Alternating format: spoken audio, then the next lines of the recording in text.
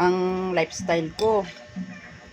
Lagi may prutas, tapos lagi ng sabaw, gulay. Hindi ako masyadong nagluluto ng kanin, mapapansin nyo sa mga binibidyo ko, as in isda talaga. Okay, paborito ko yan. Ito na ang paborito ko, okra. Yum. Mga gulay. Sarap.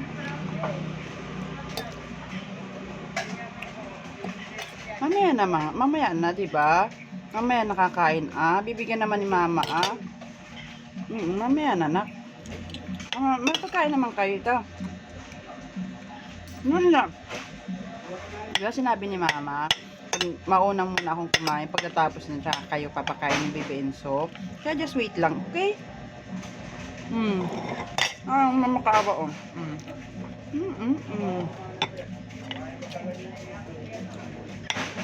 kinakausap ko sila.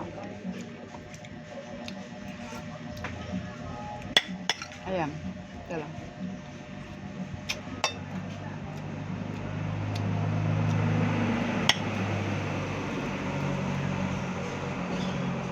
Tapos, paborito ko talaga talakito, lapu-lapu, tuna.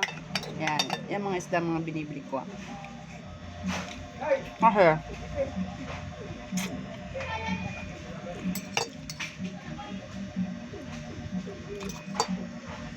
Masarap kasi yun sa bawan. Hindi siya malangsa. Like sample ng mga bangus, lumang. Totoo lang talaga. Ayaw ko talaga.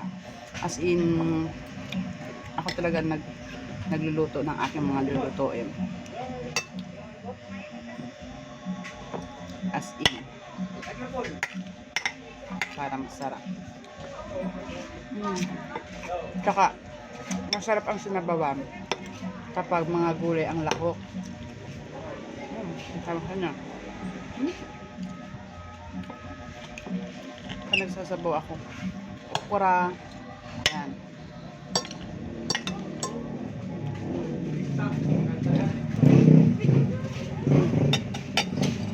Patient niya si Mimi. Ihintay niya matapos akong kumain bago siya kumain. Kasi pag lagi mo binibigyan na, hindi sila maghihintay. Kaya, turuan nyo dapat. Turuan nyo na hintayin kayo. Kaya,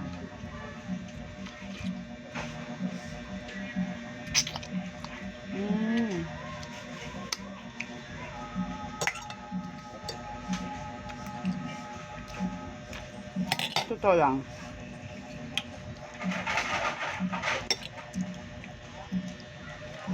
Sabaw lang naman kasi ang gusto ko yun. Hindi naman masyadong mga isda, gulay. Ayan. Yun yung mga lifestyle na kinakain ko. Kasi pagkatapos ng kumain ito, makain ako ng prutas, grapes, or like that. Okay. Ganun talaga. Kahit solo lang ako. And this one, enjoying lang, kain.